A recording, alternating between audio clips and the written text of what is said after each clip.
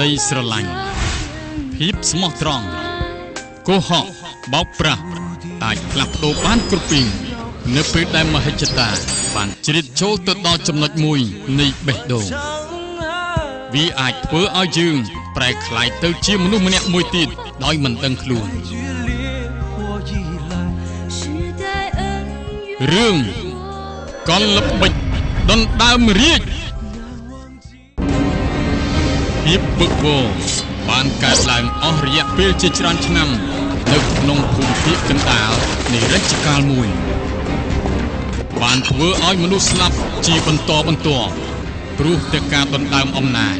នៅក្នុងគ្រួសារមួយនៃរាជវង្សយ៉ាន់ស៊ីទទួលសិទ្ធិផ្ដាច់មុខដោយក្រុមហ៊ុន PPC TV រឿងកលល្បិចដណ្ដើមរាជមានផ្សាយជូនទស្សនាជារៀងរាល់ថ្ងៃនៅវេលាម៉ោង 11:30 នាទីព្រឹកនិងម៉ោង